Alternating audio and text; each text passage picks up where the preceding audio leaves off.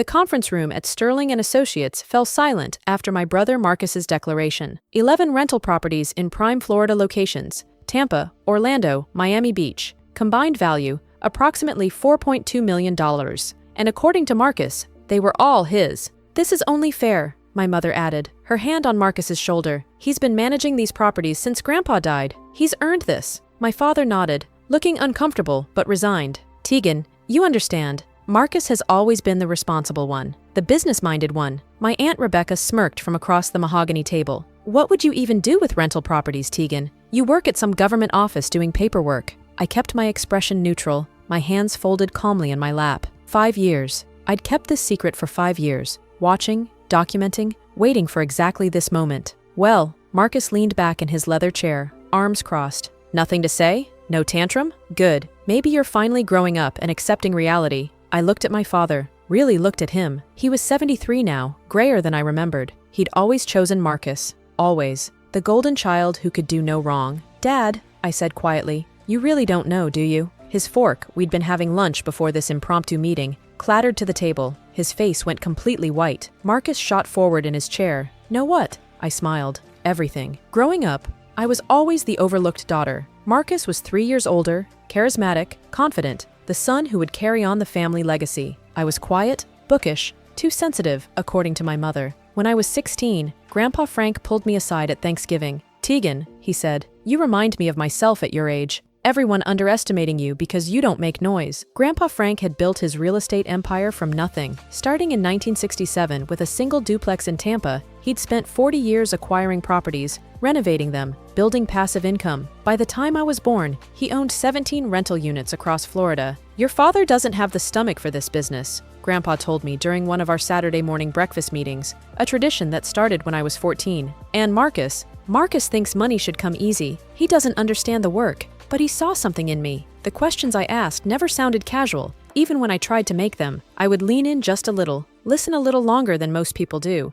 and follow up in ways that made it clear I wasn't just curious. I was paying attention. Property values, neighborhood cycles, tenant reliability, the quiet patterns that most people overlook when they only see buildings as structures instead of systems. When explanations came about cap rates, about cash-on-cash returns, about how one smart decision compounds quietly over years, I absorbed everything, not just the definitions, but the logic behind them, the rhythm of how decisions stack and ripple outward. When I turned 18, I was given a choice that didn't feel like a choice at all. It felt like a doorway opening. I could have walked through any number of paths, but this one came with clarity. College would be paid for, any school, any program. But there was a condition: 2 majors, not one. Business administration and real estate finance. And every summer wouldn't be a break. It would be training, real work, not theoretical, not academic, practical, sometimes tedious, always intentional. I said yes immediately because something in me already knew this was what I wanted. No one made a big deal about it. There was no celebration, no proud announcement. My brother's path drew all the attention. Elite school, impressive major,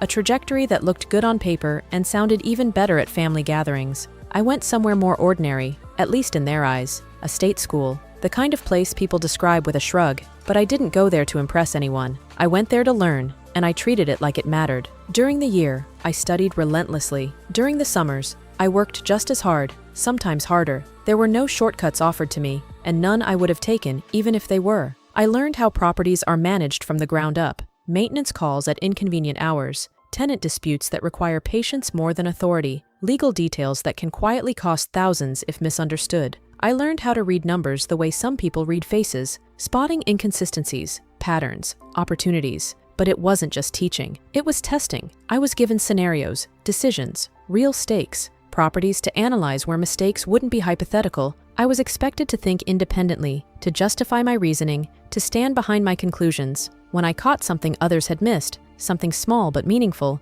it wasn't praised loudly, it was acknowledged simply, which somehow meant more. Quiet validation carries a different weight than applause. I didn't talk about any of it. There wasn't any point. At family dinners, conversations revolved around prestige, titles, and visible success. Internships in well-known firms, future earnings, impressive networks. I listened, nodded, contributed when asked, but never volunteered more than necessary. It became easier to let assumptions fill the gaps than to correct them. After graduation, I chose a path that looked, from the outside, unremarkable. A government position, Stable, predictable, not flashy. It reinforced what people already believed about me, that I preferred safe choices, that I lacked ambition, that I was settling. What they didn't see was what I was actually gaining: insight into systems that shape entire markets, understanding policy from the inside, seeing how decisions at a national level ripple down to individual properties and tenants. At the same time, something else was happening quietly, steadily. Assets were being built,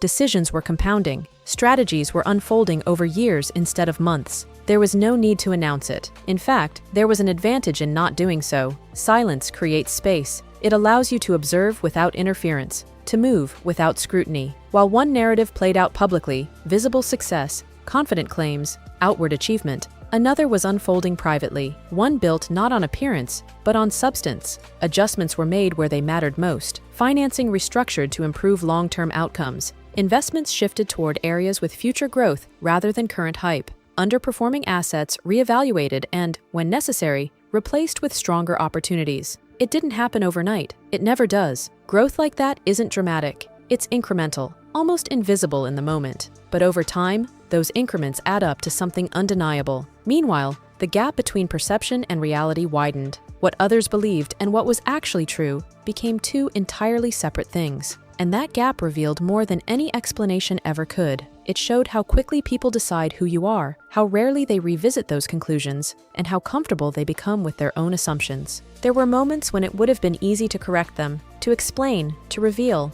to shift the narrative, but I didn't. Not because I couldn't, but because I didn't need to. The work spoke for itself, even if no one was listening yet. Time has a way of exposing what people overlook. Patterns become visible, outcomes become measurable, and eventually, reality surfaces, whether anyone is prepared for it or not. When that moment came, it wasn't dramatic in the way people expect. It wasn't about proving a point or making a scene. It was simply the truth becoming impossible to ignore, and the truth wasn't complicated. It was built over years of consistency, discipline, and attention to detail. It was rooted in decisions made quietly, without validation or recognition. It was the result of choosing substance over appearance again and again, even when no one noticed. What surprised me most wasn't the outcome. It was the reactions, the disbelief, the confusion, the sudden need to understand something that had been visible all along, if anyone had cared to look. Questions that could have been asked years earlier were suddenly urgent. Assumptions that had gone unchallenged were now being reconsidered. But by then, the need for their understanding had already faded.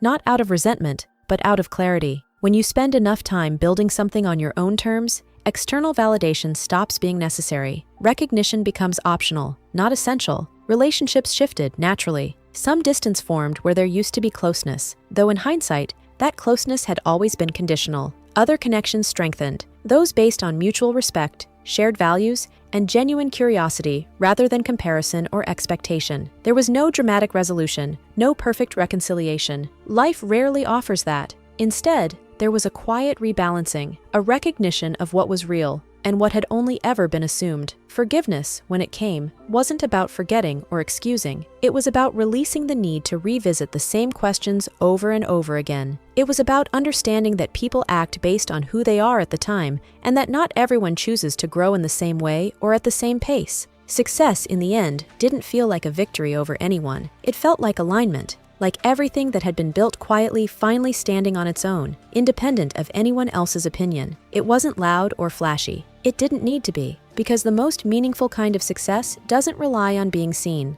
It exists whether people acknowledge it or not. And when it's built with intention, with patience, with integrity, it doesn't just last. It speaks for itself, eventually, in a way no explanation ever could. The story people believed about me was never accurate, but I let them believe it, because correcting them wouldn't have changed anything that mattered. What mattered was what I was building, step by step, decision by decision, year by year, and in the end, that quiet focus turned out to be the most powerful choice I could have made.